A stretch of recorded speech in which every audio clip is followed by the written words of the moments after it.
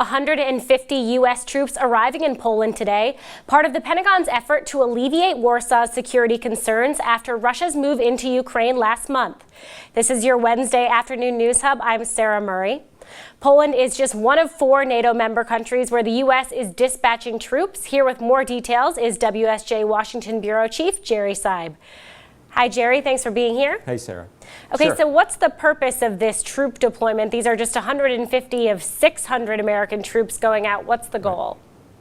Well, the goal, I think, is really to send signals, and frankly, signals more to the East European allies than to the Russians, probably, although there's a little bit of both involved here. Poland, in particular, has been wanting U.S. troops and U.S. equipment moving around on the ground there to make the point that whatever happens in Ukraine is not going to spread. The Poles feel particularly vulnerable. They have a long history of being caught in the middle in these kinds of things. They wanted the U.S. to make a statement. This starts to make the statement. The Baltics have even more to worry about because they're right on the Russian border.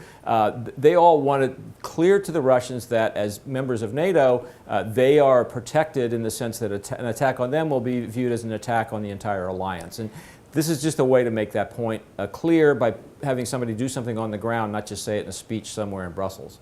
Jerry, we also know that Russian President Vladimir Putin has his troops at the ready. Is this a warning sign to him at all? Hey, we can escalate just as fast or just as quickly as you can?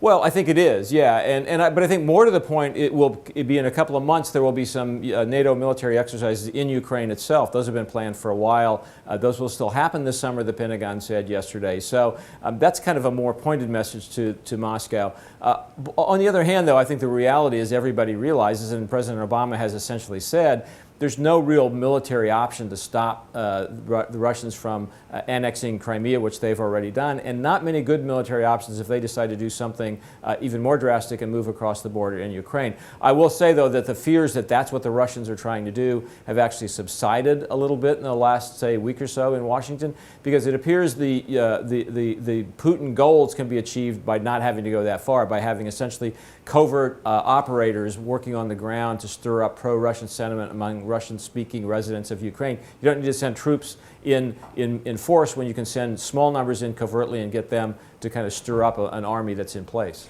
I think there are some Americans who are kind of watching this all play out, and they wonder why it has to be U.S. troops, why Americans have to go to places like Latvia, to places like Poland, and help protect their border. Why is that?